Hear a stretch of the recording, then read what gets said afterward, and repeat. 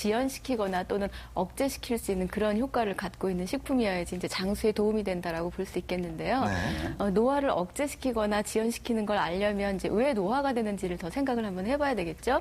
노화의 원인을 굉장히 여러 가지로 설명을 하는데 그 중에 하나가 이제 항산화 물질이 적어서 생기게 되는 자유 라디칼설이라는 거예요. 네. 자유 라디칼이라는 게 이제 사람도 짝을 지었을 때 굉장히 안정감을 느끼잖아요.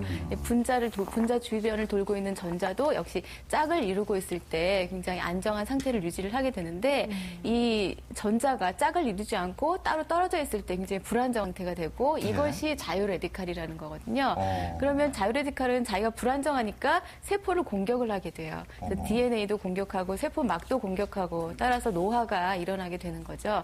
그래서 노화를 억제하기 위해서는 이제 자유 라디칼이 만들어지는 것을 방해해 줄 수 있는, 억제해 줄 수 있는 항산화 물질이 많으면 노화를 억제할 수 있는 또는 장수를 도와줄 수 있는 식품이라고 볼 수 있는데 시금치 안에는 비타민 C가 굉장히 많이 들어있고요. 또 베타카로틴이라는 비타민도 많이 들어있습니다. 이 성분들이 모두 산화를 억제해주는 항산화 식품이고요.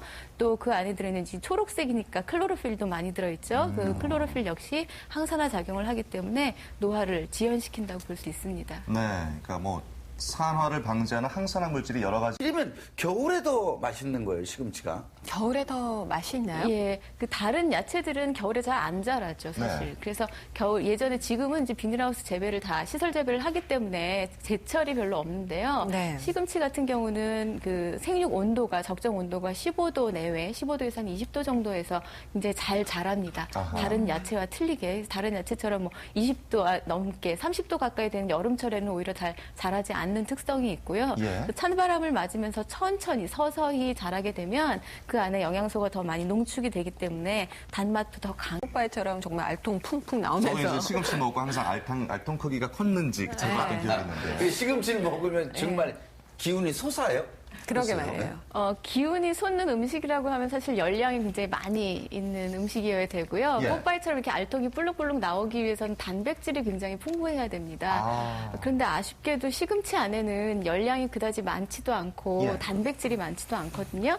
그리고 열량을 내는데 도움이 되는 그런 조효소 비타민은 사실 시금치 안에는 별로 많이 들어있지가 않습니다. 그래요? 그러니까 뽀빠이 만화 영화를 보면서 그것이 한참 유행을 하고 막 인기 있을 때는 이제 어린이들이 시금치를 그거 보면서 나도 뽀빠이처럼 되고 싶어 막 시금치를 먹었다고 하는데 그게 이제 그런 효과는 있었죠. 야채를 잘 안 먹으려는 아이들에게 야채를 먹도록 하는 효과는 있었어요. 근데 그게 결과적으로 그렇게 된 거일 수도 있고 의도적으로 아이들한테 시금치를 잘 먹게 하려고 만들었다 이런 이야기도 사실 있습니다. 속은 거네요. 예, 결과적으로 그러나 이제 그 굉장히 좋은 거짓말 정도로 생각할 수 있겠죠. 그래서 뽀빠이 덕분에 아이들이 시금치를 많이 먹어서 그것이 이제 건강에 도움이 될 수는 있죠. 궁극적으로 봤을 때 열량은 적지만 여러 가지 비타민도 골고루 들어있고 아까 말씀드렸던 항산화 성분도 들어있고 무기질도 들어있고 또 식이섬유소도 풍부하기 때문에 건강에 도움이 되는 식품이기는 합니다. 그래요. 그럼 시금치 열량이 적기 때문에 많이 먹어도 살찔 염려는 없을 것 같은데. 그렇죠. 오히려 다이어트에 도움이 되죠. 아, 그렇군요. 그럼 이제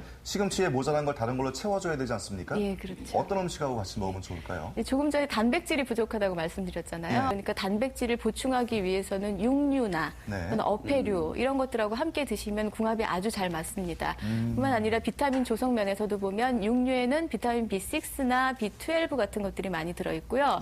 또 시금치 안에는 비타민 C나 엽산 같은 것들이 들어있기 때문에 서로 균형을 부족된 부분을 잘 맞춰줄 수 있다고 볼 수 있고요. 또 시금치 가지고 흔히 나물 많이 하시는데 나물 할 때 기름 꼭 넣으시죠. 네. 무치기 위해서 참기름. 맛있게 예, 참기름. 네네. 건강 다이어트 하시는 분들한테 좋을 것 같아요. 이 음식이. 지금 맛 보시면서 말씀을 너무 잘해주시네요. 퍽퍽함이 없고 이게 포인트예요, 사실. 닭가슴살의 단점은 굉장히 퍽퍽하다는 거잖아요. 그래서 뭐 지방이 적어서 다이어트에 도움이 된다고 말 들었는데 먹으려고 막상 보면 너무 퍽퍽하고 맛이 없거든요. 다이어트를 하면서도 좀 더 맛있게 먹으려면 그렇게 야채를 함께 섞어서 이 퍽퍽함을 없애주면 무척 좋은데요. 예, 특히 이제 단백질이 많기 때문에 또 운동하시는 분에게도 도움이 되고, 예, 기름기가 별로 없기 때문에 또 다이어트 하시는 분한테도 도움이 되는데 아까 신윤주 아나운서 선생님께서 그 마요네즈 넣으니까 걱정이 되셔가지고 마요네즈 이렇게 많이 넣어요 그러셨는데 그렇게 열량이 많은 게 걱정이 되시면 더 줄이시고 싶으시면 해파리 냉채처럼 겨자를 많이 넣고 그렇게 하시면 열량을 조금 더 줄일 수 있어요. 그렇군요. 그건 이제 본인의 선택에 따라서 양을 좀 조절할 수 있는 것이고요. 근데 이제 어린 아이에게 주거나 그럴 네. 때는 이제 그렇게 할 수 없으니까 그럴 때는 마요네즈 사용하시면 좋습니다. 그래요. 예. 닭살 시금치 무침을 해봤는데 아까 그 시금치에 항산화 물질이 많이 들어있다고 했는데 네. 다시 한번 시금치에 들어있는 영양 성분 좀 봤으면 좋겠어요. 네네.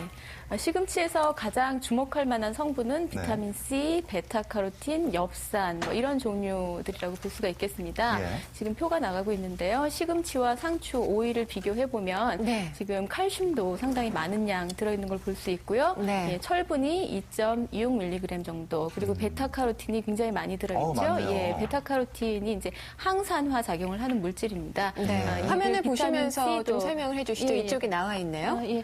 여기 베타카로틴이나 비타민 C가 모두 다 항산화 작용을 하는 물질인데 예. 물론 모든 종류의 야채는 기본적으로 베타카로틴이나 비타민 C가 약간씩은 들어 있습니다. 하지만 이제 오늘 저희가 방송하고 있는 그 시금치 같은 경우는 다른 야채에 비해서 훨씬 더 많은 양의 베타카로틴과 네. 비타민 C가 들어 있다는 것이 이제 장점이라고 할 수 있겠고 그렇군요. 예.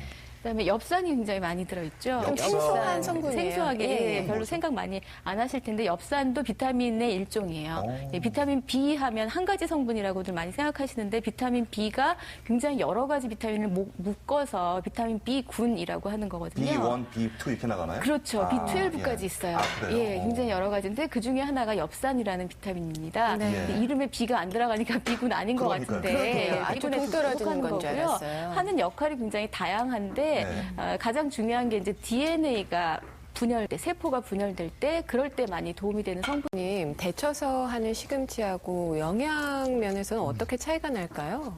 아무래도 이제 데친다는 과정이 열을 가열하게 되면 음식에 이제 야채에 열을 하게 되면 비타민 C라든지 뭐 엽산이라든지 이런 것들은 열에 좀 약하기 때문에 그런 것들이 일부 파괴될 가능성은 있거든요. 네. 근데 이제 지금처럼 그냥 생으로 하신 경우에는 그런 영양소들이 파괴되지 않고 모두 다 드실 수 있다는 장점은 있습니다. 그런데 이제 모든 영양소가 가열하면 다 파괴되는 건 아니고요. 아. 예, 영양소 중에서 여러 가지 무기질 종류, 그다음에 식이섬유소 같은 거는 가열과 무관하게 그냥 있을 수 있기 때문에 네. 사실 생으로 드실보다 익혀서 드시면 훨씬 많은 양을 드실 수가 있어요. 그렇죠. 샐러드 야채 이만큼 쌓아놔봤자 얼마 안 되고. 시금치가 맛도 좋고 싸기도 해서 자주 먹고 있는 편인데요. 네. 시금치를 많이 먹으면 결석이 생긴다는데, 아하. 예, 그게 정말 그래서 걱정들 많이 하시는 부분이 이제 결석이 생긴다는 건데 이 몸 안에 돌덩어리가 생기는 거죠. 쉽게 말하면 이 돌덩어리를 만드는 것의 원인 성분이 이제 시금치에 들어있는 수산이라는 성분하고 수산이요? 예, 어. 수산 또 옥살산이라고도 하는데요. 일종의 유괴산인데 이 산하고 칼슘이 함께 만나면 녹지 않는 물질이 만들어져요. 예, 그게 결석이거든요. 그것이 이제 점점 커져서 우리 몸 어느 신장이라든지 다른 예. 부분에 쌓이게 되면 그게 이제 결석이 되는 건데 예. 그렇기 때문에 시금치를 너무 많이 먹으면 좋지 않다는데 이제 너무 많이 먹는 거의 기준으로 보면 매일매일 거의 500g 이상의 시금치를 드셨을 때 그런 문제가 나타날 수 있다고 그건 이제 얘기가 엄청나게 되고 많이 있고요. 먹었을 때 생기겠죠. 예, 아주 많이 먹어야지 되는 거고 예. 또 특히나 이제 칼슘과 함께 결합을 하는 거기 때문에 또 칼슘 섭취하고도 또 관련이 있다고 볼 수 있겠죠. 아하. 정 또 걱정이 된다면 또 데쳐 먹으면 좀 덜 할 수 있다는 말씀도 그렇죠. 아까 아까 들었고요. 선생님께도 정 예. 선생님도 말씀하셨는데 데쳐서 먹게 되면은 그 수산 성분이 일부는 휘발이 되기도 하고요. 뚜껑을 예. 열고 데치시면 휘발이 되기도 하고 또 끓이는 물 안에 녹아 나오기도 합니다. 예, 그렇게 알겠습니다. 되면 이제 수산을 많이 제거해야 하고 드실 수 있으니까 조금 더 안심하실 수 있죠. 네. 시금치 드실 때는 그러면은 뭐 멸치와 시금치의 만남, 뭐 칼슘과 먹으면 좀 안 좋다고 우유라든가. 하셨으니까 예. 그런 건 안 좋겠네요. 그렇죠. 그러면 이제 아주 많은 양을 드실 때는 정말 시금치를 매일매일 먹어야 되는 상황이라면 그러면 너무 많은 칼슘과 함께 드시는 거는 정말 예. 시금치하고 단호박이 만나면 변비에 효과가 있을까요? 좀. 두 가지가 뭐 상승작용을 한다기보다는요, 예. 둘 다 식이섬유소가 풍부한 식품들이기 아, 네. 때문에 예, 변비에 도움이 되는 건 이제 기대를 할 수가 있죠. 또 예. 어떤 장점을?